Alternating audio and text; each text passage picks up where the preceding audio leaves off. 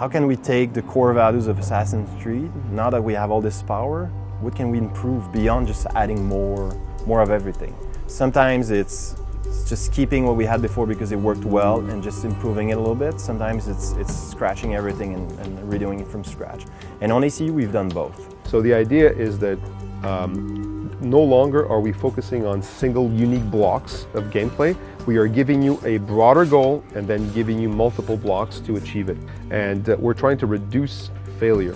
Second of all, it's what exactly is a cooperative experience in Assassin's Creed? It's not a reboot, but it is a refresh, I'd like to say. And so it's taking each features and asking ourselves the question, so what's going to make it fresh? Why would players have fun again, using that feature and make sure that they feel as if it's the first time all over again?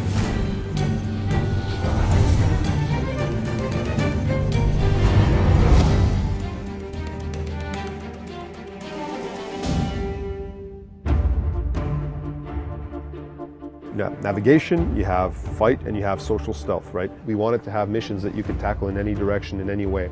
So there's two concrete things we did for that. First of all, we developed something we call AMM. It's called Adaptive Mission Mechanics. So instead of telling you, tail this dude, we're going to tell you, find out where the secret base is. Number two, we created what we call internally black box missions. And black box missions are essentially, they don't need to be an interior.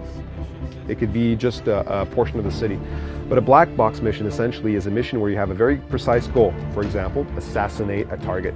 But to do so, you have literally dozens of approaches possible. You're not designing one path. You're not designing a golden path. You're designing every possible approach, opportunity. So when you build a space in Assassin's Creed, you think of it as an area, and you think of every different approach as having a different focus. So you could have a front entrance that's really easy to see, but it's full of guards. If you want to go in that way, it's either combat, maybe you can cause a distraction and sneak through, but it's a very designed and something that the designer has figured out.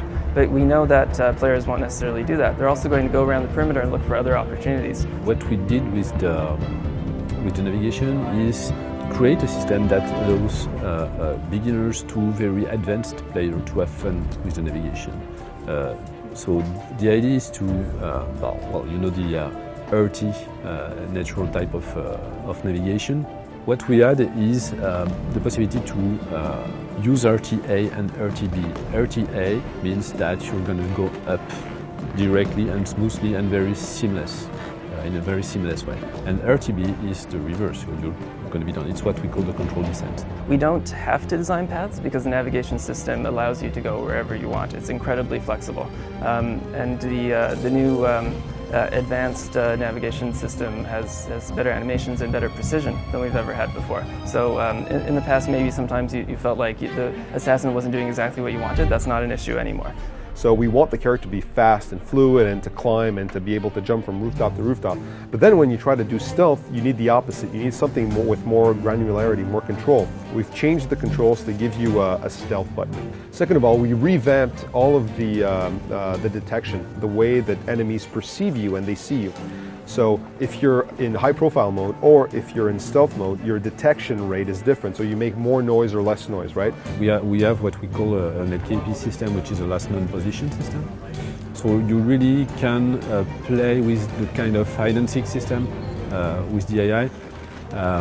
So we have vanish tools like the traditional smoke bomb, which will break the line of sight of the NPC. Then you can hide behind a cover, for example, and observe what the AI are doing.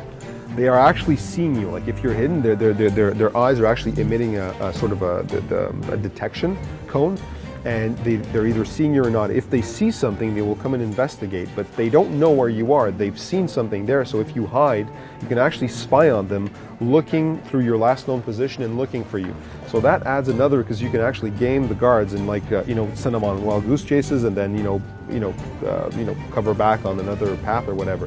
We have a robust cover system where you can take cover anywhere in the environment, and you can now have that layer of really having the fantasy of being an assassin and sneaking through and not being spotted, which wouldn't have been possible before, which is thanks to our new stealth mechanics, but also the seamless interiors. When you enter a map, you can just observe what are your options, where you can go. If your target is inside the building, just look at the windows, what windows are open or not, and it's up to you to make your own path, in fact. And you can seamlessly enter, exit the way you want. So what happens is when you're trying to create a stealth game and the path of least resistance is combat, well, the thing about stealth is stealth wants to find you. So once you are detected, if you don't give real opportunity for the player to regain control and hide, his only real option is fight.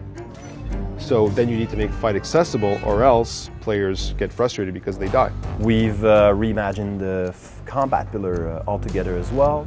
Introduce a little bit of some fencing animation, just make it fit the time period and stuff like that. But also we've reimagined all the AI behaviors, all the fight positioning, the way that the NPCs position themselves strategically and how much they fight.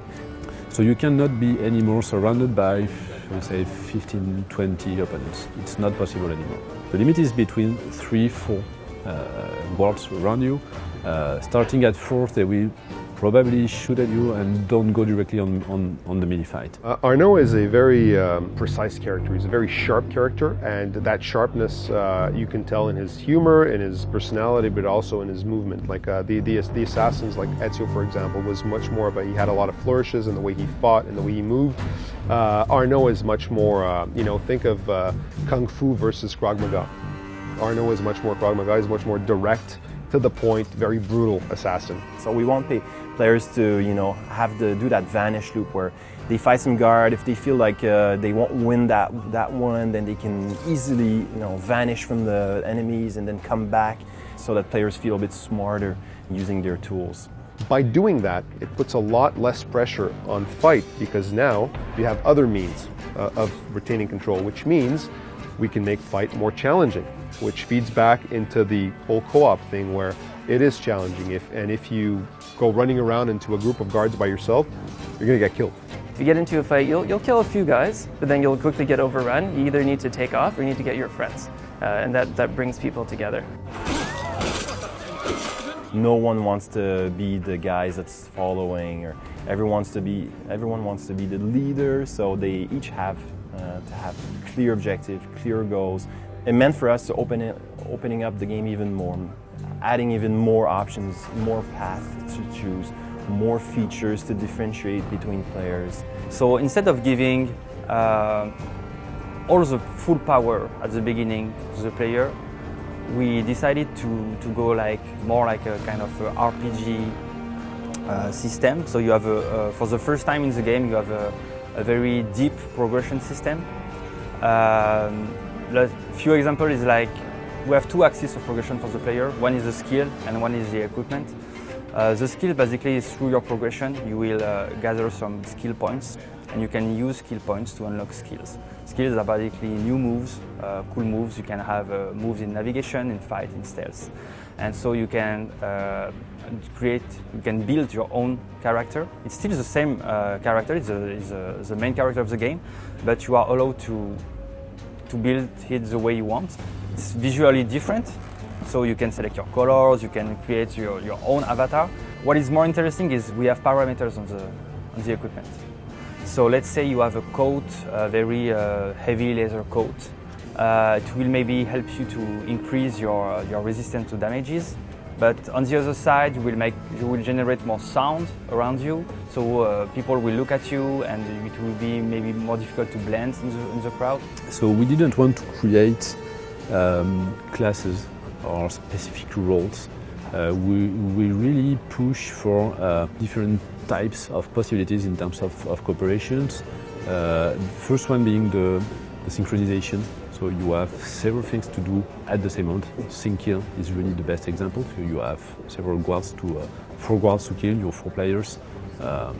Just kill them at the same moment. If 2 players find themselves close to one another, you get a sort of a soft feathering, and you get additional effects. So if I perform a disguise and you're within a certain radius, you will also get the disguise.